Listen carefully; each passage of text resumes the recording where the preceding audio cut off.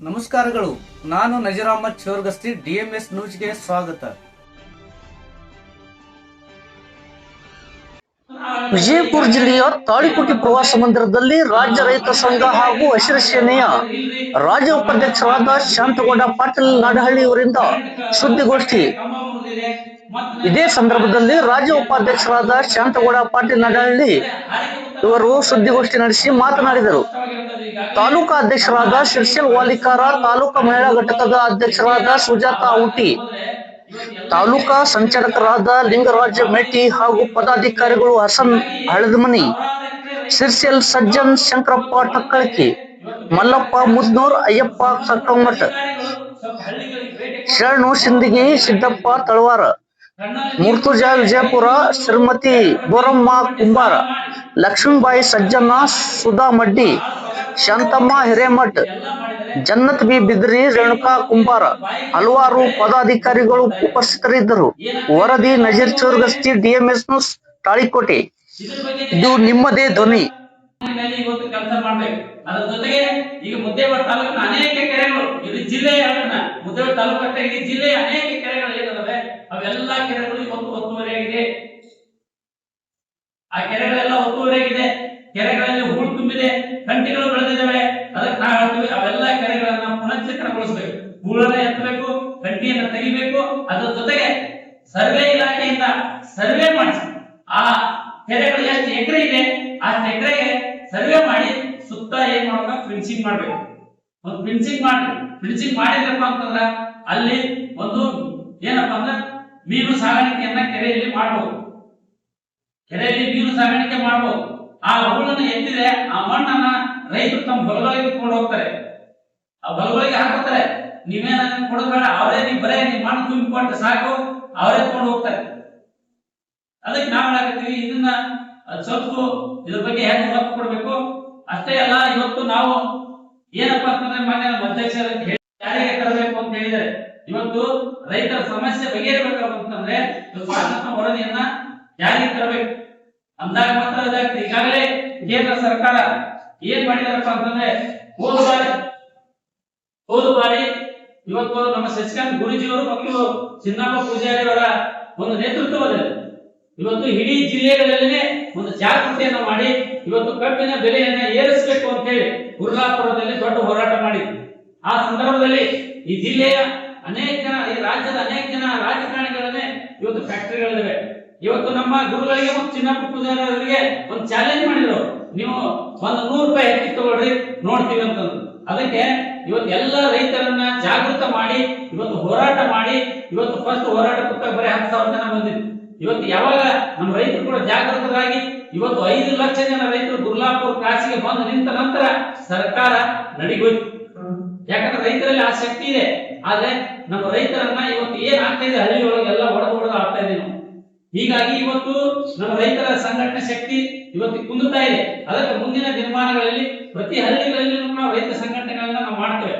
ಅದರ ಜೊತೆಗೆ ಇವತ್ತು ನಮ್ಮ ಶಶಿಕಾಂತ್ ಗುರೂಜಿ ಹೋರಾಟ ಮಾಡಿದ ಸಂದರ್ಭದಲ್ಲಿ ಇವತ್ತು ನಮಗೆ ಒಬ್ಬೊಬ್ಬ ರೈತರಿಗೆ 300 ರೂಪಾಯಿ 500 ರೂಪಾಯಿ ಜಾಸ್ತಿ ಆಗಿದೆ. ಅಷ್ಟೇ ಅಲ್ಲ, ನಮ್ಮ ಬೇಡಿಕೆ ಇರೋದೇನಪ್ಪ 5,500 ರೂಪಾಯಿ ಕೊಡ್ಬೇಕು ಅಂತ ಹೇಳಿ, ಒಂದು ಟನ್ನಿಗೆ 5,500 ರೂಪಾಯಿ ಕೊಡ್ಬೇಕು ಅಂತ ನಮ್ಮ ಹೋರಾಟ ಇರೋದು. ಈಗಾಗಲೇ ಕೇಂದ್ರ ಸರ್ಕಾರ FRP ದರವನ್ನ ಹೆಚ್ಚಿಗೆ ಮಾಡಿದ್ದಾರೆ. ನಾನು ಹೇಳ್ತೇನೆ, ಇದು ಕೇವಲ ಮೂಗಿಗೆ ತುಪ್ಪ ಹೊರಿಸುವಂತ ಕೆಲಸ. ಇವತ್ತು ಕೇಂದ್ರ ಸರ್ಕಾರ ಕೇವಲ ಕೆಲವು ಯೂನಿವರ್ಸಿಟಿಗಳ ಏನಪ್ಪಾ ಅಂತಂದ್ರೆ ಹಳೆಯ ಉತ್ಪಾದನಾ ವೆಚ್ಚವನ್ನ 1955ರ ಉತ್ಪಾದನೆ ವೆಚ್ಚವನ್ನ ಇವತ್ತು ಕ್ಯಾಲ್ಕುಲೇಟ್ ಮಾಡಿ ಇವತ್ತು ಕೇಂದ್ರ ಸರ್ಕಾರ ಮಾಡಿದೆ. ಅದಕ್ಕೆ ನಾವು ಇದಕ್ಕೆ ನಮ್ಮ ವಿರೋಧ ಇದೆ. ಇವತ್ತು ಇವತ್ತೇನಪ್ಪ ಗೊಬ್ಬರದ ರೇಟು 1 to ಡಬಲ್ ಆಗಿದೆ. ಆಳು ಪಗಾರು ಇವತ್ತು ಏಟಾಗಿದೆ, ನಾವು 400 ರೂಪಾಯಿ ಬರೀ ಹೆಣ್ಮಕ್ಳಿಗೆ 400 ರೂಪಾಯಿ ಮೇಲೆ ಕೊಡ್ತಾ ಇದ್ದಾರೆ. 400 500 ರೂಪಾಯಿ ಕೊಡ್ತಾ ಇದ್ದಾರೆ, ಹೆಣ್ಮಕ್ಳಿಗೆ 600 ರೂಪಾಯಿ ಕೊಡ್ತಾ ಇದ್ದಾರೆ. ನಾ ಕೇಂದ್ರ ಸರ್ಕಾರಕ್ಕೆ ನಿಮ್ಮ ಉದ್ಯೋಗ ಖಾತ್ರಿದ ಅವಶ್ಯಕತೆ ನಮಗಿಲ್ಲ, ನಿಮ್ಮ ಉದ್ಯೋಗ ಖಾತ್ರಿ ನಮಗೆ ಬೇಕಾಗಿಲ್ಲ. ಆದ್ರೆ ನೀವು ರೈತರ ಹೊಲಕ್ಕೆ ನೀರು ಮತ್ತು ನೀವು ಕರೆಂಟ್ ಕೊಟ್ರೆ ನಾವೆಲ್ಲರಿಗೂ ಕೂಡ ಹೆಣ್ಮಕ್ಳಿಗೆ 600 ರೂಪಾಯಿ ಪಗಾರ ಕೊಡ್ತೀವಿ. ನೀವೇನು 300 ತಗೊಂಡ್ರೆ ಯಾಕೆ ಬೇಡ, 600 ರೂಪಾಯಿ ಪಗಾರ ಕೊಡ್ತೀವಿ. ಗಂಡು ಮಕ್ಕಳಿಗೆ 1000 ರೂಪಾಯಿ ಪಗಾರ ನಮ್ಮ ರೈತರು ಕೊಡ್ತಾರೆ. ಇವತ್ತು DCC ಬ್ಯಾಂಕ್ ನಿಂದ ಈಗ ಸಾಲ ಕೊಡ್ತಾ ಇದ್ದಾರೆ, 0 ಬಡ್ಡಿಗೆ ಕೊಡ್ತಾ ಇದ್ದಾರೆ. 3 ಲಕ್ಷ ಕೊಡ್ತಾ ಇದ್ರಲ್ಲ, ಅದನ್ನ 10 ಲಕ್ಷ ರೂಪಾಯಿ ನಮಗೆ ಕೊಡ್ಬೇಕು. ಯಾಕಂತಂದ್ರೆ ನಮ್ಮ ಹೊಲದ ಕಿಮ್ಮತ್ 1 ಎಕರೆ ಕಿಮ್ಮತ್ 20 ಲಕ್ಷ ಆಗಿದೆ. 20 ಲಕ್ಷ ಆಗಿದೆ. ಇವತ್ತು ನಮ್ಮ 1 ಎಕರೆ ಹೊಲ ತಗೊಂಡು ನೀವು 20 ಲಕ್ಷ ಹೊಲ ಇಟ್ಕೊಂಡ್ರೆ ನಿಮ್ಗೆ 10 ಲಕ್ಷ ಸಾಲ ಕೊಡಕ್ಕಾಗಲ್ಲ. ಅದೇ ಇವತ್ತು ಅನೇಕ ಫ್ಯಾಕ್ಟರಿಗಳಿಗೆ ಅದರ ಕಿಮ್ಮತ್ತೇ ಏನಪ್ಪ 100 ಕೋಟಿ ಇರಲ್ಲ, ಅದಕ್ಕೆ 300 ಕೋಟಿ ಕೊಡ್ತೀರಿ. ಇವತ್ತು ಅದಕ್ಕೆ ನಾವು ಅದು ಹೆಚ್ಚಿಗೆ ಆಗ್ಬೇಕು. ಅದರ ಜೊತೆಗೆ ಇವತ್ತು ನಮ್ಮ ರೈತರಿಗೆ ಏನಪ್ಪಾ ಇನ್ನೂ ಅನೇಕ ಸಮಸ್ಯೆಗಳು ಇವತ್ತು ಇದಾವೆ. ಅದಕ್ಕೆ ನಾವು ಹೇಳುದು ಈ ಹೋರಾಟ ಮಾಡೋದ್ರ ಮುಖಾಂತರ ನಾವು ಸರ್ಕಾರಕ್ಕೆ ಎಚ್ಚರಿಕೆಯನ್ನು ಕೊಡ್ತಾ ಇದ್ದೇವೆ. ಇವತ್ತು ನಮ್ಮ ಏನ್ ಇನ್ನೂ ಒಂದು ನೀವು ಹೇಳಿದ್ರೆ ನಮ್ಮ ಅಧ್ಯಕ್ಷರು ಹೇಳಿದ್ರು, ಮೊದಲು ಏನಾಗ್ತಿತ್ತಪ್ಪ ಅಂತಂದ್ರೆ ಅಕ್ರಮ ಸಕ್ರಮ ಅಂತಿತ್ತು. ಆ ಅಕ್ರಮ ಸಕ್ರಮದಲ್ಲಿ ನಮ್ಮ ರೈತರು 25,000 ರೂಪಾಯಿ ಕಟ್ಟಿಬಿಟ್ಟಿದ್ರೆ ಅವ್ರು ಹೊಲಕೊಂಡು TC ಕೊಡ್ತಿದ್ರು, ಕಂಬ ಎಳೆದು ಕರೆಂಟ್ ಕೊಡ್ತಿದ್ರು. ಇವತ್ತು ಸರ್ಕಾರ ಇವು ಅನೇಕ ಹೊಲಸು ಯೋಜನೆಗಳನ್ನ ಮಾಡಿ ಏನ್ ಮಾಡಿದಾರಪ್ಪ ಅಂತಂದ್ರೆ ಅವನ್ನೆಲ್ಲ ತೆಗೆದು ಹಾಕಿ ಇವತ್ತು ಏನ್ ಮಾಡಿದಾರಪ್ಪ ಅಂದ್ರೆ 3 ಲಕ್ಷ ಕೊಟ್ರು ನಮ್ಮ ಹೊಲಕ್ಕೆ ಇವತ್ತು ಕರೆಂಟ್ ಬರಲ್ಲ, ನಮ್ಮ TC ಕುಂದ್ರಲ್ಲ. ಈ ಪರಿಸ್ಥಿತಿ ಇವತ್ತು ಆಗಿದೆ. ಅಷ್ಟೇ ಅಲ್ಲ, ಮೊದಲು ಬರೀ 50 ರೂಪಾಯಿ ಕಟ್ಟಿದ್ರೆ ನಮ್ಗೆ 6 ನಂಬರ್ ಕೊಡ್ತಿದ್ರು ರೈತರಿಗೆ. ಇವ್ರು ಏನ್ ವಸೂಲಿ ಮಾಡಿದಾರೆ? 20,000 ವಸೂಲಿ ಮಾಡಿದಾರೆ, 30,000 ವಸೂಲಿ ಮಾಡಿದಾರೆ. 25,000 ರೂಪಾಯಿ 6 ನಂಬರ್ 25,000 ರೂಪಾಯಿ. ಆಲ್ರೆಡಿ 50 ರೂಪಾಯಿ ಕೊಟ್ಟು 6 ನಂಬರ್ ಕೊಟ್ಟಿದ್ದಾರೆ. ಮತ್ತೆ ಹೆಚ್ಚುವರಿಯಾಗಿ ಏನ್ ವಸೂಲಿ ಮಾಡಿದಾರಪ್ಪ? 20,000 ರೂಪಾಯಿ ಮೇಲೆ ವಸೂಲಿ ಮಾಡಿದ್ದಾರೆ. ಅದಕ್ಕೆ ಗಡುವು ಕೊಟ್ಟಿದ್ದಾರೆ. ಏನ್ ಅವ್ರದ್ದು ಲೈನ್ ಕಟ್ ಮಾಡ್ತೀವಿ ಅಂತ ಹೇಳಿದ್ದಾರೆ. ನೀವು ತಾಕತ್ತಿದ್ರೆ ಬರೀ ಕಟ್ ನೋಡೋಣ. ಅದಕ್ಕೆ ನಮ್ದು ಅವಕಾಶ ಕೊಡಲ್ಲ. ನಾವ್ ಹೇಳ್ತಾ ಇದೀವಿ, ಇವ್ರು ಹೇಳ್ತಾ ಇದ್ರೆ ಒಂದು 6 ನಂಬರ್. ನಾ ಹೇಳೋದಕ್ಕೆ ಇವತ್ತು ಏನಾಗ್ತಿರಪ್ಪ ಅಂದ್ರೆ ಅಂಡರ್ ಗ್ರೌಂಡ್ ವಾಟರ್ ಕಮ್ಮಿ ಆಗೋದಕ್ಕೆ ಏನ್ ಮಾಡ್ತಾರೆ ರೈತರು? ಹೊಲದಲ್ಲಿ ಇವತ್ತು 2 ಲಕ್ಷ 3 ಲಕ್ಷ 5 ಲಕ್ಷ ಕೊಟ್ಟು ಬೋರ್ ಹಾಕಿರ್ತಾರೆ. ಅಲ್ಲಿ 1 ಇಂಚು 1.5 ಇಂಚು ನೀರು ಬರ್ತದೆ. ಅದೇ ನೀರನ್ನ ಕಲೆಕ್ಟ್ ಮಾಡಿ ಒಂದು ಹೊಂಡಕ್ಕೆ ಹಾಕಿ ಆ ಹೊಂಡದ ಮುಖಾಂತರ ಮತ್ತು ಹೊಲ ಮುಗಿಸ್ಕೋತಾರೆ. ಇದು ಮಾಡ್ಬೇಕಪ್ಪ ಅಂತಂದ್ರೆ ನೀವು ಬರೀ 5 HP 10 HP ಕರೆಂಟ್ ಕೊಟ್ಟರೆ ರೈತರಿಗೆ ಸಾಲಲ್ಲ. ಯಾಕಪ್ಪ ಅಂತಂದ್ರೆ ಯಾಕಂದ್ರೆ ಎಲ್ಲಾ ಬೋರ್ ಮೇಲೆ ಹಾಕ್ಬೇಕು, ಅದಕ್ಕೊಂದು ಮೋಟರ್ ಹಾಕ್ಬೇಕು, ಇನ್ನೊಂದು ಬೋರ್ ಹಾಕ್ಬೇಕು, ಒಂದು 3-4 ಬೋರ್ ಹಾಕಿ ಆ ಬೋರ್ಗೆಲ್ಲ ಮೋಟರ್ ಇಳಿಸಿ ಅದ್ರ ಮುಖಾಂತರ ಒಂದು ಹೊಂಡಕ್ಕೆ ಹಾಕಿ ಹೊಂಡದ ಮುಖಾಂತರ ಹೊಲಕ್ಕೆ ಡ್ರಿಪ್ ಮುಖಾಂತರ ಹೊಲಕ್ಕೆ ಕೊಡ್ಬೇಕು. ಇದಕ್ಕೆ ಅವ್ರಿಗೆ ಈ ಪರಿಜ್ಞಾನ ಕೂಡ ಇವತ್ತು ಮಿನಿಸ್ಟರ್ಗಳಿಗೆ ಇಲ್ಲ. ಯಾಕಂದ್ರೆ ಅವ್ರು ಒಕ್ಕಲ್ತರ ಮಾಡಿದ್ರೆ ಗೊತ್ತಾಗ್ತದೆ. ಅವ್ರು ಯಾಕಂದ್ರೆ AC ರೂಮ್ ಮೇಲೆ ಕೂತ್ ಬಂದಿರ್ತಾರೆ, ಅವ್ರಿಗೆ ಏನೂ ಗೊತ್ತಾಗಲ್ಲ. ಅದಕ್ಕೆ ನಾವು ಹೇಳ್ತಾ ಇದ್ದೀವಿ, ಬರ್ರಿ ಒಂದು ಹೊಲಕ್ಕೆ ಬರ್ರಿ. ಇವತ್ತು ನನ್ನ ಹೊಲನೇ ಇದೆ. ನಮ್ಮ ಹೊಲದಲ್ಲಿ ಇವತ್ತು ಎಷ್ಟದ ಗೊತ್ತಾ? 4 ಬೋರ್ ಇದಾವೆ. ಬರೀ 1.5 ಇಂಚು 1 ಇಂಚು ನೀರಿದೆ. ಅದೆಲ್ಲ ಕಲೆಕ್ಟ್ ಮಾಡಿ ಇವತ್ತು ಒಂದು ಹೊಂಡಕ್ಕೆ ಹಾಕಿ ಹೊಂಡದ ಮುಖಾಂತರ ಮತ್ತೆ ಹೊಲಕೊಂಡ್ಬರ್ಬೇಕಾಗತ್ತೆ. ಹೊಲಗಳಿಗೆ ಡ್ರಿಪ್ ಮುಖಾಂತರ ನಾವು ಮಾಡ್ಬೇಕಾಗುತ್ತೆ. ಇದರಿಂದ ರೈತರಿಗೆ ಸಾಕಷ್ಟು ಇಲ್ಲಿ ವಿದ್ಯುತ್ ಅನ್ನ ಖರ್ಚಾಗುತ್ತೆ. ಅದಕ್ಕೆ ನಾವು ಹೇಳ್ತಾ ಇರೋದು ಇದನ್ನೆಲ್ಲ ಬಿಡಬೇಕು. ರೈತರಿಗೆ ಅನ್ಲಿಮಿಟ್ ವಿದ್ಯುತ್ ಕೊಡ್ಬೇಕು. ಅವ್ರು ಏನು ಕಂಡೀಷನ್ ಹಾಕ್ಬಾರ್ದು. ಯಾಕಂದ್ರೆ ರೈತ ತನ್ನ ಹೊಲಕ್ಕೆ ಎಷ್ಟು ಕರೆಂಟ್ ಅಷ್ಟು ತಗೋತಾನೆ. ನೀವು ಬರೀ ಕೇವಲ ನಾವು 10 HP ಇಷ್ಟೇ ಪರ್ಮಿಷನ್ ಕೊಡ್ತೀವಿ, ಅದ್ರ ಮ್ಯಾಲೆ ಹಾಕಿದ್ರೆ ನೀವು ಬಿಲ್ ಕಟ್ಟಬೇಕು, ಅವೆಲ್ಲ ನಡೆಯಂಗಿಲ್ಲ. ಸರ್ಕಾರಿ ಕಚೇರಿ ಹೋದ್ರೆ ಅವನು ಬಾಗಿಲಲ್ಲಿ ನಿಂದಿಸ್ತೀರಿ. ಅಧಿಕಾರಿಗಳು ಮುಂದೆ ಬಂದ್ರೆ ಕುಂದಾಕೊಂಡು ಚೇರ್ ಕೊಡಲ್ಲ. ಮೊದಲು ಇವತ್ತು ಸರ್ಕಾರ ಕೂಡಲೇ ಎಲ್ಲ ಇಲಾಖೆಗೆ ಆದೇಶ ಮಾಡಬೇಕು. ಒಬ್ಬ ರೈತ ಬಂದಪ್ಪ ಅಂತಂದ್ರೆ ಮೊದಲು ಅವನು ಕುರ್ಚಿ ಹಾಕಿ ಕುಂದಿರಿಸಿ ಅವನ ಗ್ಲಾಸ್ ನೀರು ಕೊಟ್ಟು ಮಾತಾಡಿಸುವಂತ ಸೌಜನ್ಯದ ಆಡಳಿತ ಇವತ್ತು ಈ ರಾಜ್ಯದಲ್ಲಿ ಬರಬೇಕು ಅಂತ ನಾವು ಕೇಳ್ಕೊತಾ ಇದ್ದೇವೆ. ಈಗಾಗಲೇ ನಮ್ಮ ರೈತ ಸಂಘದ ವತಿಯಿಂದ ಈಗಾಗಲೇ ನಾವು ಎಲ್ಲಾ ಕಡೆ ಇವತ್ತು ಪ್ರಚಾರ ಮಾಡಿದ್ದೇವೆ. ಸ್ವಲ್ಪ ನಮ್ಮ ಜಿಲ್ಲೆಯಲ್ಲಿ ರೈತರ ಕೊರತೆ ಇದೆ, ರೈತರ ಸಂಘಟನೆ ಕೊರತೆ ಇದೆ.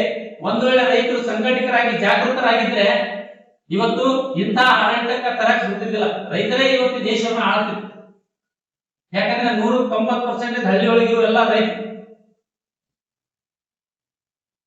ಹೀಗಾಗಿ ಇವತ್ತು ನಾವೆಲ್ಲ ಹಳ್ಳಿಗಳಲ್ಲಿ ರೈತರ ಸಂಘಟನೆ ಮಾಡೋದ್ರ ಮುಖಾಂತರ ರೈತರಲ್ಲಿ ಜಾಗೃತಗೊಳಿಸಿ ಮುಂದಿನ ದಿನಮಾನಗಳಲ್ಲಿ ರೈತರ ಮೇಲೆ ಆಗುವಂತ ಅನ್ಯಾಯ ವಿರುದ್ಧ ಉಗ್ರವಾದಂತ ಹೋರಾಟವನ್ನು ಮಾಡ್ತೀವಿ ಅನ್ನುವಂತ ಮಾತನ್ನು ಹೇಳ್ತಾ ಇವತ್ತು ನಮ್ಮ ಕೂಡಲೇ ಆಲಿಮೆಟ್ ಡ್ಯಾಮ್ ಅನ್ನ 519ರಿಂದ 524.256 ಮೀಟರ್ ಏರಿಸಿ ಎಲ್ಲ ಹೊಲಗಳಿಗೆ ನೀರು ಹರಿಸುವಂತ ಕೆಲಸವನ್ನ ಸರ್ಕಾರ ಮಾಡಬೇಕು. ಕೂಡಲೇ ಅದನ್ನ ಟೆಂಡರ್ ಮಾಡಬೇಕು. ಈಗಾಗಲೇ ಆಂಧ್ರದವರು ಮತ್ತೆ ಇವತ್ತು ಕೋರ್ಟ್ಗೆ ಹೊರಟಿದ್ದಾರೆ. ಅವ್ರದೇನು ವಾದ ಅಂತಂದ್ರೆ ಈಗಾಗಲೇ ಕರ್ನಾಟಕ ಏನು ನೀರು ಹಂಚಿಕೆ ಆಗಿದೆ, ಆ ನೀರನ್ನು ಅವರು ಬಳಸ್ಕೊತಾ ಇಲ್ಲ. ಅದಕ್ಕೆ ಅವ್ರಿಗೆ ಒಂದು ಡೆಡ್ ಲೈನ್ ಕೊಡಿ. ಇಷ್ಟು ವರ್ಷದಲ್ಲಿ ಅವ್ರು ನೀರು ಬಳಸ್ಕೊಳ್ಳಿಲ್ಲಪ್ಪ ಅಂತಂದ್ರೆ ಆ ನೀರನ್ನ ನಮಗ್ ಕೊಡಿ, ನಾವು ಬಳಸ್ಕೊತೀವಿ. ಇಲ್ಲಿದ್ರೆ ಇವತ್ತು ಏನಾಗ್ತಿದೆ ಅಂತಂದ್ರೆ ಇವತ್ತು ಕೃಷ್ಣಾ ನದಿಯ ನೀರು ವೇಸ್ಟ್ ಆಗಿ ಇವತ್ತು ಸಮುದ್ರ ಸೇರ್ತಾ ಇದೆ. ಅದಕ್ಕೆ ಅದು ನಮಗೂ ಆಗ್ತಾ ಇಲ್ಲ. ಅವರು ಆಗ್ತಾರೆ, ಅವರ ಯೂಸ್ ಮಾಡ್ಕೊತಾ ಇಲ್ಲ, ನಮಗಾರ ಯೂಸ್ ಮಾಡ್ಕೊಳಕ್ ಬರ್ತಾ ಇಲ್ಲ ಅಂತ ಮಾತನ್ನ ವಾದವನ್ನ ಇವತ್ತು ಸುಪ್ರೀಂ ಕೋರ್ಟ್ಗೆ ಹೋಗೋರಿದ್ದಾರೆ. ಈಗ ಯಾಕಂದ್ರೆ ನಾವು ಡ್ಯಾಮ್ ಎಸಿ ನೀರು ಯೂಸ್ ಮಾಡ್ಕೊಂಡ್ರೆ ನಮ್ಮ ರೈತರು ಹೊಲಕ್ಕೆ ಬರ್ತಿತ್ತು. ಈಗ ರಾಜ್ಯ ಸರ್ಕಾರ ಮಾಡ್ತಾ ಇಲ್ಲ. ಹೀಗಾಗಿ ಅವ್ರು ಏನ್ ಕೇಳ್ತಾ ಇದ್ದಾರೆ, ಅವರು ಆಂಧ್ರದಲ್ಲಿ ಏನ್ ಹೇಳ್ತಾ ಇದ್ದಾರೆ, ಆ ನೀರು ನಮ್ಗೆ ಕೊಡಿ, ನಾವು ಬಳಸ್ಕೊತೀವಿ, ಇವತ್ತು ವೇಸ್ಟ್ ಆಗಿ ನೀರು ಸಮುದ್ರ ಹರಿದು ಹೋಗ್ತಾ ಇದೆ ಅಂತ ಮಾತನ್ನ ಇವತ್ತು ಅವ್ರು ಹೇಳ್ತಾ ಇದ್ದಾರೆ. ಅದಕ್ಕೆ ಇವತ್ತು ಸರ್ಕಾರ ಕೂಡ ಎಚ್ಚೆತ್ತುಕೊಳ್ಬೇಕು ಅನ್ನುವಂತ ಮಾತನ್ನ ಹೇಳ್ತಾ, ಅಷ್ಟೇ ಅಲ್ಲ, ಇವತ್ತು ಏನು ನಮ್ದು ನಾರಾಯಣಪುರ ಡ್ಯಾಮ್ ಆಗಿದೆ, ನಾರಾಯಣಪುರ ಡ್ಯಾಮ್ ಬಸವಸಾಗರ ಅಂತ ಕರಿತೀವಿ. ಈ ನಾರಾಯಣಪುರ ಡ್ಯಾಮ್ ನಿಂದ ಈಗಾಗಲೇ ಏನು ಮುಳುಗಡೆ ಅಂತ ಘೋಷಣೆ ಮಾಡಿದರೆ ರೈತರ ಜಮೀನು, ಅದಕ್ಕಿಂತ ಹೆಚ್ಚು ಜಮೀನು ಇವತ್ತು ರೈತರ ಜಮೀನು ಮುಳುಗಿದೆ. ಅದಕ್ಕೆ ಅದನ್ನ ರೀಸರ್ವೆ ಮಾಡಿ ಯಾವ ರೈತರ ಜಮೀನು ಹೆಚ್ಚಿಗೆ ಮುಳುಗಡೆ ಆಗಿದೆ ಅದು ಮುಳುಗಡೆ ಅಂತ ಘೋಷಣೆ ಮಾಡಿ ಅವರಿಗೆ ಪರಿಹಾರ ಕೊಡುವಂತ ಕೆಲಸವನ್ನು ಮಾಡಬೇಕು ಅಂತ ಹೇಳಿ ಇವತ್ತು ಈ ಪ್ರೆಸ್ ಮೀಟಿಂಗ್ ಮುಖಾಂತರ ಸರ್ಕಾರಕ್ಕೆ ಆಗ್ರಹವನ್ನ ನಾವು ಮಾಡ್ತಾ ಇದ್ದೇವೆ. ಅದಕ್ಕೆ ದಯವಿಟ್ಟು ನಮ್ಗೆ ಅನಿಸ್ತಾ ಇದೆ, ಈ ಕರ್ನಾಟಕ ರಾಜ್ಯ ರೈತ ಸಂಘ ಹಸಿರು ಸೇನೆ ವತಿಯಿಂದ 4ನೇ ಬೃಹತ್ ರೈತ ಸಮಾವೇಶವನ್ನು ಬಿಜಾಪುರದಲ್ಲಿ ಮಾಡಿದ್ದೇವೆ. ಆ ಸಮಾವೇಶಕ್ಕೆ ಅತಿ ಹೆಚ್ಚಿನ ಸಂಖ್ಯೆಯಲ್ಲಿ ರೈತರು ಬರ್ತಾರೆ ಅನ್ನುವಂತ ನಂಬಿಕೆ ನಮಗಿದೆ. 100 ರೈತರು ಬರ್ತಾರೆ. ಮುಂದಿನ ದಿನಮಾನಗಳಲ್ಲಿ ಲಕ್ಷ ರೈತರನ್ನ ಸಂಘಟನೆ ಮಾಡಿ ಇವತ್ತು ಒಗ್ಗೂಡಿಸುವಂತ ಕೆಲಸವನ್ನ ಕರ್ನಾಟಕ ರಾಜ್ಯ ರೈತ ಸಂಘ ಹಾಗೂ ಹಸಿರು ಸೇನೆ ಮಾಡ್ತದೆ ಅನ್ನುವಂತ ಮಾತನ್ನ ಹೇಳಕ್ ಅಂತ ಕರ್ನಾಟಕ 3ನೇ ಸ್ಥಾನದಲ್ಲಿದೆ. ಮತ್ತು ಉತ್ತರ ಪ್ರದೇಶ, ಮಹಾರಾಷ್ಟ್ರ, ಆಮೇಲೆ ಕರ್ನಾಟಕ 3ನೇ ಸ್ಥಾನದಲ್ಲಿದೆ. ಈಗಾಗಲೇ ಪಂಜಾಬ್ನಲ್ಲಿ 4,500 ರೂಪಾಯಿ ಕ್ವಿಂಟಲ್ ಕೊಡ್ತಾ ಇದ್ದಾರೆ. ಉತ್ತರ ಪ್ರದೇಶದಲ್ಲಿ ಯೋಗಿ ಆದಿತ್ಯನಾಥ್ ಅವರು 3,850 ರೂಪಾಯಿ ಕೊಟ್ಟಿದ್ದಾರೆ. ಹಾಗೆ ಗುಜರಾತ್ ನಲ್ಲಿ 4,000 ರೂಪಾಯಿ ಇದೆ ಒಂದು ಟನ್ನಿಗೆ. ಹಾಗೆ ಮಹಾರಾಷ್ಟ್ರದಲ್ಲಿ 3,600 ರೂಪಾಯಿ ಕೊಡ್ತಾ ಇದ್ದಾರೆ. ನೀವ್ಯಾಕೆ ಕರ್ನಾಟಕದಲ್ಲಿ ಕೊಡ್ತಾ ಇಲ್ಲ? ಇವ್ರು ಹೇಳ್ತಾ ಇದ್ದಾರೆ ನಿಮ್ ರಿಕವರಿ ಕಮ್ಮಿ ಬರುತ್ತೆ. ಎಲ್ಲಾ ಸುಳ್ಳು. ಎಲ್ಲಾ ಫ್ಯಾಕ್ಟರಿಗಳು ರೈತರಿಗೆ ಮೋಸ ಮಾಡಕತ್ತಿದ್ದಾರೆ. ಯಾಕಂತಂದ್ರೆ ರಿಕವರಿ ಚೆಕ್ ಮಾಡೋರು ಅವರೇ. ಅಲ್ಲಿ ಯಾವುದೇ ಒಬ್ಬ ಅಧಿಕಾರಿ ಇಲ್ಲ, ಸರ್ಕಾರಿ ಅಧಿಕಾರಿ ಇಲ್ಲ, ಯಾವುದೇ ಒಬ್ಬ ರೈತ ಪ್ರತಿನಿಧಿ ಇಲ್ಲ. ಅವ್ರೇನೋ ಲ್ಯಾಬ್ ನಲ್ಲಿ ಏನ್ ಮಾಡಿ ಕಳಿಸ್ತಾರೆ ಅದೇ ಫೈನಲ್. ಈ ರೀತಿಯಾಗಿ ರಿಕವರಿಯಲ್ಲಿ ರೈತರಿಗೆ ಮೋಸ ಮಾಡ್ತಾ ಇದ್ದಾರೆ. ಅಷ್ಟೇ ಅಲ್ಲ, ವೇಟ್ ನಲ್ಲಿ ಕೂಡ ಇವತ್ತು ರೈತರಿಗೆ ಮೋಸ ಮಾಡ್ತಾ ಇದ್ದಾರೆ. ಹೇಳ್ತಾ ಇಲ್ಲ, ಈಗಾಗಲೇ ಅವರೇ ಕಂಪನಿಯ ಮಾಲೀಕರೇ ಇವತ್ತು ಶಾಸಕರಿದ್ದಾರೆ, ಅವರೇ ಇವತ್ತು ಅಧಿವೇಶನದಲ್ಲಿ ಮಾತನಾಡಿದ್ದಾರೆ. ಇಲ್ಲ, ರೈತರ ಕಬ್ಬು ಹೊಡಿತಾ ಇದ್ದಾರೆ 2 ಟನ್ ಅಂತ ಹೇಳಿ. ಹೆಂಗಪ್ಪ ಅಂತಂದ್ರೆ ಅವ್ರು ಹೇಳಿದ್ರು, ಒಂದು ಕಾಟ ಏನಪ್ಪ ಬರೀ ರಿಮೋಟ್ ಗೊತ್ತಿದ್ರೆ 2 ಟನ್ ಕಮ್ಮಿ ಆಗುತ್ತೆ. ನಾನ್ ಹೇಳಿದ್ದಲ್ಲ, ನಮ್ಮ ಸೌದಿಯವರು ಹೇಳಿದ್ರು, ಲಕ್ಷ್ಮಣ್ ಸೌದಿಯವರು. ಅದಕ್ಕ ನಮ್ದೇನ್ ಆಗ್ರಹಪ್ಪ ಅಂತಂದ್ರೆ, ಪ್ರತಿ ಒಂದು ಕಬ್ಬಿನ ಫ್ಯಾಕ್ಟರಿಗೆ ಸರ್ಕಾರದ ವತಿಯಿಂದನೇ ಒಂದು ಬೇಬ್ರಿಜ್ ಆಗ್ಬೇಕು ಅನ್ನೋದು ನಮ್ದು ಬೇಡಿಕೆ. ಈಗಾಗಲೇ ಮೊನ್ನೆ ಸಕ್ಕರೆ ಸಚಿವರು ಹೇಳಿದ್ರು, ಶ್ರೀರಾಮ್ ಪಾಟೀಲ್ ಇಲ್ಲ, ನಾವೆಲ್ಲ ಶುಗರ್ ಫ್ಯಾಕ್ಟರಿಗಳಿಗೆ ಈಗಾಗಲೇ ನಮಗೆ ರೈತರಿಗೆ ಮೋಸ ಆಗೋದು ಕಂಡು ಬರ್ತಾ ಇದೆ. ಅದಕ್ಕೆ ನಾವು ಎಲ್ಲಾ ಶುಗರ್ ಫ್ಯಾಕ್ಟರಿಗಳಿಗೆ ಸರ್ಕಾರದ ವತಿಯಿಂದನೇ, APMC ವತಿಯಿಂದನೇ ಒಂದೊಂದು ಬೇಬ್ರಿಜ್ ಹಾಕ್ತೀವಿ ಅನ್ನೋ ಮಾತನ್ನು ಹೇಳಿದ್ದಾರೆ. ಹೇಳಿ ಸುಮಾರು 8 ವರ್ಷ ಇತ್ತು, 1.5 ವರ್ಷ 2 ವರ್ಷ ಆಗ್ತದೆ. ಯಾಕೆ ಮಾಡ್ತಾ ಇಲ್ಲ? ನಾವು ಕೇಳ್ತಾ ಇದ್ರೆ ಮಿನಿಸ್ಟರ್ಗೆ, ನೀವೇನಾದ್ರೂ ಶುಗರ್ ಫ್ಯಾಕ್ಟರಿ ಮಾಲೀಕರ ಜೊತೆಗೆ ಏನಾದ್ರು ಹೊಂದಾಣಿಕೆ ಆಗಿದೆ ಅನ್ನುವಂಥದ್ದು ಇವತ್ತು ಒಂದು ಏನಪ್ಪಾ ಅಂದ್ರೆ ಒಂದು ಸಂಶಯ ಇವತ್ತು ನಮ್ಮೆಲ್ಲ ರೈತರಿಗೆ ಬರ್ತಾ ಇದೆ. ಅದಕ್ಕ ಆ ಸಂಶಯಕ್ಕೆ ದೂರ ಮಾಡ್ಬೇಕಪ್ಪ ಅಂದ್ರೆ ನೀವು ಕೂಡಲೇ ಏನಪ್ಪಾ ಅಂದ್ರೆ ಎಲ್ಲಾ ಶುಗರ್ ಫ್ಯಾಕ್ಟರಿಗಳಿಗೆ ಒಂದೊಂದು ಸರ್ಕಾರದ ವತಿಯಿಂದ ಬೇಬ್ರಿಜ್ ಹಾಕಬೇಕು. ಈಗಾಗಲೇ ಹೇಳಿದ್ರೆ ಇಲ್ಲ 400 ಕೋಟಿ ರೂಪಾಯಿ ನಾವು ತೆಗೆದಿದ್ದೀವಿ ಅಂತ ಹೇಳಿದ್ರೆ ಯಾಕೆ ಮಾಡ್ತಾ ಇಲ್ಲ? ನಿಮ್ಗೆ ಎಲ್ಲರಿಗೂ ಗೊತ್ತಿದೆ ತಾನೇ ಶುಗರ್ ಫ್ಯಾಕ್ಟರಿ ಮೋಸ ಮಾಡ್ತಾ ಇದ್ದಾರೆ ಅಂತ ಹೇಳಿ. ನೀವು ಮಾಡ್ಬೇಕು, ಅದಕ್ಕೆ ಎಲ್ಲ ಕಾಟ ಮಾಡ್ಬೇಕು. ಅದಕ್ಕೆ ನಾವೇನ್ ಮಾಡ್ತಾ ಇದ್ದೀವಿ ಅಂದ್ರೆ, ನಾವು ವೈಯಕ್ತಿಕವಾಗಿ ಹೋದ್ಬಾರ ನಮ್ಮ ಹೋರಾಟದಲ್ಲಿ ನಮ್ಮ ರೈತರಿಗೆ ನಾವು ಮಾತುಕೊಟ್ಟಿದೆ. ಈಗಾಗಲೇ ನಮ್ಮ ಬಾಲಾಜಿ ಶುಗರ್ ಇಂಡಸ್ಟ್ರಿಗೆ ಅಂದ್ರೆ ವೈಯಕ್ತಿಕವಾಗಿ ನಾವೇ ಎಲ್ಲಾ ರೈತರು ಮಂದಿಗೆಯನ್ನು ಕೂಡಿಸಿ ನಾನ್ ಹಾಕಿ ಇವತ್ತು ಅಲ್ಲಿ ನಾವೊಂದು ಶುಗರ್ ಫ್ಯಾಕ್ಟರಿ ಮುಂದೆ ಬೇಬ್ರಿಜ್ ಮಾಡ್ತಾ ಇದ್ದೇವೆ. ಏನ 2026-27 ಕಬ್ಬು ನುರಿದಿತ್ತಲ್ಲ, ಅವಾಗ ನಾವು 2 ತಿಂಗಳ ಮುಂಚೆನೆ ಬೇಬ್ರಿಜ್ ಸ್ಟಾರ್ಟ್ ಮಾಡ್ತೀವಿ. ಇವತ್ತು ಎಲ್ಲಾ ರೈತರಿಗೆ ದುಡ್ಡು ಕೊಟ್ಟು ಹಾಕಕ್ಕಾಗಲ್ಲ. ಅದಕ್ಕೆ ನಾಳೆ ನೀವು ರೈತರಿಗೆ ಮೋಸ ಮಾಡ್ತದ ಗೊತ್ತಿದ್ದು ಕೂಡ ನೀವ್ ಯಾಕೆ ಅಲ್ಲಿ ನೀವು ಕಾಟ ಹಾಕ್ತಾ ಇಲ್ಲ? ಒಂದು ಬೇಬ್ರಿಜ್ಗಳನ್ನ ಹಾಕ್ರಿ. ಅದಕ್ಕೆ ಹಾಕ್ಬೇಕು ಅಂತ ನಮ್ದು ಒತ್ತ. ಇವತ್ತು ನಮ್ಮ ಕರ್ನಾಟಕ 3ನೇ ಸ್ಥಾನದಲ್ಲಿ ಸುಮಾರು ಏನಪ್ಪ ಅಂದ್ರೆ 600 ಕೋಟಿ ಟನ್ ನಾವು ಕಬ್ಬು ಬೆಳಿತೀವಿ. ಇವತ್ತು ನಮ್ಮ ಕರ್ನಾಟಕ ಒಂದೇ ಹೇಳ್ತಾ ಇದೆ 600 ಕೋಟಿ ಟನ್ ಕಬ್ಬು ಬೆಳೆದ್ರಿಂದ ಸರ್ಕಾರಕ್ಕೆ ನಮ್ಗೆ ಕೊಡ್ತಾ ಇರೋದು ಎಷ್ಟು? 3,300 ಕೊಟ್ಟಿದ್ದಾರೆ. 3,300 ಏನಪ್ಪಾ ಅಂದ್ರೆ ಅದು 11.25 ಮ್ಯಾಲ್ ರಿಕವರಿ ಇದೆ. ಅದಕ್ಕ ನೀವು ಎಷ್ಟು ಸರ್ಕಾರಕ್ಕೆ ಲಾಭ ಮಾಡ್ಕೊತಾ ಇದ್ದೀರಿ? ಸರ್ಕಾರಕ್ಕೆ ಎಷ್ಟು ಲಾಭ ಬರ್ತಾ ಇದೆ? ಬರೀ ಕಬ್ಬಿನಿಂದ ಹೇಳ್ತಾ ಇದ್ದೀನಿ ನಾನು.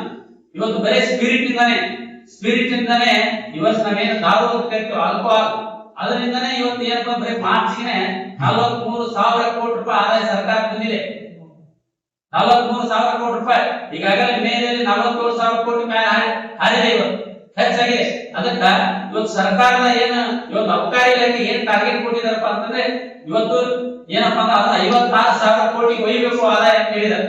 ಅದಕ್ಕೆ ನಾವು ಕೇಳ್ತಾ ಇದ್ದೇವೆ, ನೀವು ಬರೀ ಒಂದು 100 ರೂಪಾಯಿದು ಒಂದು ಬಾಟ್ಲಿನ ಇವತ್ತು 200 ಪಟ್ಟು ಟ್ಯಾಕ್ಸ್ ಹೆಚ್ಚಿಗೆ ಮಾಡಿ ನೀವು 500 ರೂಪಾಯಿ ಮಾಡ್ತಾ ಇದ್ರಿ. ಅದರಿಂದ ರೈತರಿಗೆ ಸಾಕಷ್ಟು ಲಾಭ ತಗೊಳ್ತಾ ಇದ್ರಲ್ಲ. ಅಷ್ಟೇ ಅಲ್ಲ, ಶುಗರ್ ಸೆಸ್ ಇವೆಲ್ಲ ಸೇರಿ 60,000 ಕೋಟಿಗಿಂತ ಹೆಚ್ಚು ಆದಾಯ ಇವತ್ತು ಸರ್ಕಾರ ಕೊಡ್ತಾ ಇದೆ. ನೀವು ಅದರಲ್ಲಿ ನಮ್ಗೆ ಕೊಟ್ಟಿದ್ದೆ ಎಷ್ಟು? ನೀವು ಮೊನ್ನೆ ಹೊಸದಾದ ಸರ್ಕಾರ ಕೊಟ್ಟಿದ್ದೆ ಎಷ್ಟು? 50 ರೂಪಾಯಿ ಕೊಟ್ಟಿದ್ರಿ. ಈ 50 ರೂಪಾಯಿ ಇಂಟು 6 ಕೋಟಿ ಟನ್ನಿಗೆ ನಾವು ಕ್ಯಾಲ್ಕುಲೇಷನ್ ಮಾಡಿದ್ರೆ ಬರೀ 300 ಕೋಟಿ ರೂಪಾಯಿ ಕೊಟ್ಟಿದ್ರಿ, ವಿಕಾಸ್ ಕೊಟ್ಟಂಗ. ಅದಕ್ಕೆ ನಾವು ಹೇಳ್ತಾ ಇರೋದು, ರಾಜ್ಯ ಸರ್ಕಾರ ಮತ್ತು ಕೇಂದ್ರ ಸರ್ಕಾರ ಇಬ್ಬರಿಗೆ ಇದರಿಂದ ಆದಾಯ ಹೋಗ್ತಾ ಇದೆ. 1,000 ರೂಪಾಯಿ ರಾಜ್ಯ ಸರ್ಕಾರ 1,000 ಹಾಕಿ ಕೊಡ್ಬೇಕು, ಕೇಂದ್ರ ಸರ್ಕಾರ 1,000 ರೂಪಾಯಿ ಹಾಕಿ ಕೊಡ್ಬೇಕು ಅನ್ನೋಂಥದ್ದು ನಮ್ದು ಆಗಲ್ಲ. ಏನ್ ಬಾಳ ಆಗಲ್ಲ. ಅದೇ 6,000 ಕೋಟಿ ಆಗ್ತದೆ. ನೀವು ನಮ್ಮಿಂದ 60,000 ಕೋಟಿ ಲಾಭ ತಿಂತಾ ಇದ್ರಿ ರೈತರಿಂದ. ನೀವು ಅದರೊಳಗೆ 6,000 ಕೋಟಿ ಕೊಡಕ್ಕೆ ಏನ್ ದಾಡಿ ಆಗಿದೆ? ಅದು ಕೊಡಬೇಕು ಅನ್ನೋಂಥದ್ದು ನಮ್ದು ಆಗ್ರಹ. ಇವತ್ತೇನ್ ಕೇಂದ್ರ ಸರ್ಕಾರ 70 ದರ ಫಿಕ್ಸ್ ಮಾಡಿ ನೀವು 365 ರೂಪಾಯಿ ಜಾಸ್ತಿ ಮಾಡಿದ್ರೆ ಇದಕ್ಕೆ ನಮ್ದು ಒಪ್ಪಿಗೆ ಇಲ್ಲ. ನೀವು ಹಳೆ ದರಗಳನ್ನು ಕ್ಯಾಲ್ಕುಲೇಷನ್ ಮಾಡಿದ್ರಿ. ಈಗೆಲ್ಲ ರೈತರಿಗೆ ಉತ್ಪಾದನೆ ವೆಚ್ಚ ಜಾಸ್ತಿ ಆಗಿಬಿಟ್ಟಿದೆ ಕಬ್ಬಿನ.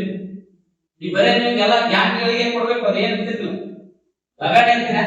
ಆ ಲಗಾಣಿ ಕೊಟ್ರೆ ರೈತರು ಸಹಾಯ ಆಗ್ತಿದ್ದಾರೆ. ಲಗಾಣಿ ಕೊಡ್ಬೇಕು, ಎಲ್ಲಾ ಕೊಡ್ಬೇಕು. ರೈತರಿಗೆಲ್ಲ ದಿನನಿತ್ಯ ಖರ್ಚಿದೆ, ಗೊಬ್ಬರ ಒಟ್ಟು ಡಬಲ್ ಆಗಿದೆ.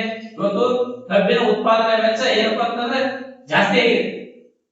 ಅದಕ್ಕೆ ನಾವು ಹೇಳ್ತಾ ಇದೀವಿ, ಕೂಡಲೇ ನೀವು 5,500 ರೂಪಾಯಿ ನೀವು ಘೋಷಣೆ ಮಾಡ್ಬೇಕು ಅನ್ನೋಂಥದ್ದು ನಮ್ಮ ಆಗ್ರಹ.